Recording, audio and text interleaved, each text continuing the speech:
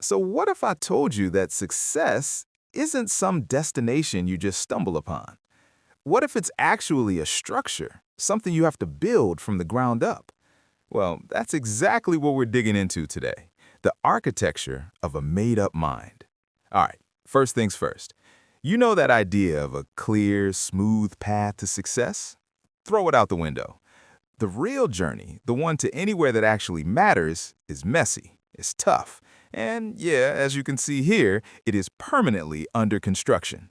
The point is, you don't find your way, you have to build it, literally, one brick at a time. The road under construction, a relentless attitude. Okay, so if we accept that the road is always going to be under construction, the big question is, what kind of person do you have to be to navigate that? What kind of mindset does that take? Well, that brings us right to our first section.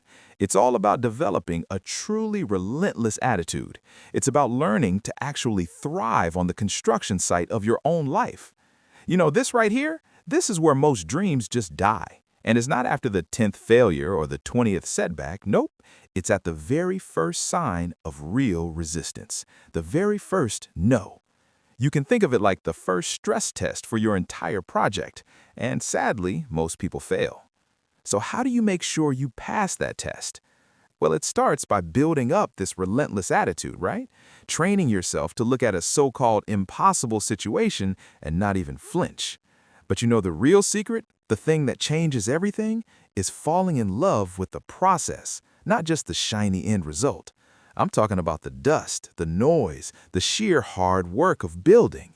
You have to love that part even more than the idea of the finished skyscraper. Drafting the blueprint, bridging the gap. Okay, so you've got the attitude, you're ready for the mess. What's next? You need a plan. I mean, every great building in the world started with a blueprint, right? It's the same for our minds. We need to draft that blueprint that's going to bridge the gap between where we are right now and where we really, truly want to be. And you know what? The entire blueprint, the whole thing, hinges on this one super simple question. What do I really want? Before you can even think about laying a single brick, you have to get crystal clear on what it even is. And this isn't some casual, what do I want for dinner kind of question. This is the foundational survey of your entire life's project. And there's a really concrete process for this. Step 1, you have to actually ask the question. Get specific about your ultimate goal. Step 2, and listen, this part is absolutely non-negotiable. You have to write the vision down, put it on paper. There's something about the physical act of writing that just unlocks a deeper level of thinking. And then step 3, that written vision starts to build a powerful image in your mind. And that image, that's your blueprint. Now, this blueprint is not just something pretty to hang on the wall. It's a tool. It's for intense mental preparation. You use that vision to rehearse, to see the challenges coming before they arrive, to mentally practice how you're going to respond. It's like a flight simulator for your goals. You're preparing your mind for the reality of the construction site long before you ever break ground. But what happens when things inevitably go wrong? Because they will. Any real construction project has demolition, right? You got to tear stuff down. Well, in our mental architecture, that's failure. It feels awful. But here's a crazy thought. What if tearing things down could actually make your foundation stronger? That's what we're going to call the paradox of demolition. I mean, really think about this quote for a second. To understand how to hit the game-winning shot, you must first have the courage to miss it. See, success isn't about perfectly avoiding every mistake. It's about being willing to fail. The fear of missing that shot is what keeps most people on the bench, but having the courage to take the shot and miss, well, that's what gives you the feedback, the experience, and the toughness to eventually sink it when it counts. Look, mistakes are going to happen. It's just part of the deal. They're like the rubble on the construction site, and our first instinct is to see that pile of rubble and think, oh no, it's a disaster. But you absolutely cannot let it stop the whole project. The real key here is to shift your perspective, to understand that not all breaks are created equal. And this brings us to a really crucial idea. On one hand, you have bad breaks. These are the setbacks that feel like the end of the world, a total disaster. But on the other hand, you have big breaks, those opportunities that seem to come out of nowhere. Now here's the twist.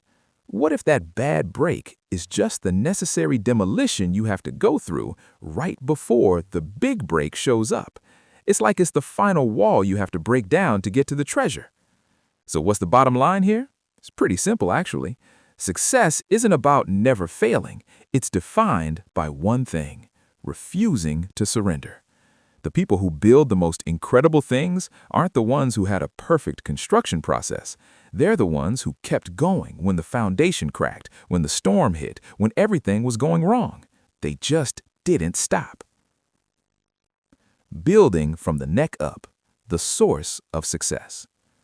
Okay, so we've talked about having a relentless attitude, we've talked about drafting a clear blueprint, and we've talked about having the courage to face demolition, to fail. But what's the one thing that ties all of this together? Well, that's our final and honestly most important principle: understanding that all real, lasting success is built from the neck up. Think about it. We're obsessed with physical effort, right? The hustle, the grind. We celebrate it. And if you look at where we focus our energy, it's pretty clear. We pour like 80% of our effort into neck-down work, the physical stuff. But the hard truth? That ratio is completely 100% backward. And here's why. This is like the fundamental law of mental architecture. All the physical work in the world doesn't mean a thing if the mental foundation isn't there to support it. It will all just crumble. Your mind has to be ready first. It has to be strong enough to actually handle the massive weight of the destiny you're trying to build. And this brings our whole construction idea full circle, doesn't it?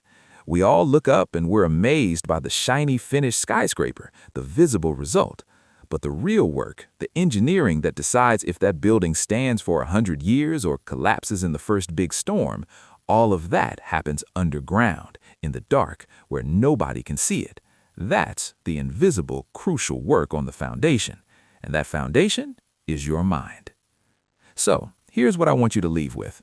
Realize this. Whether you're consciously thinking about it or not, the work is already happening. Your foundation is being laid right now. Every single choice you make, every thought you allow in your head, that's another brick being put in place. The construction is underway. So the only real question left to ask yourself is, what are you building?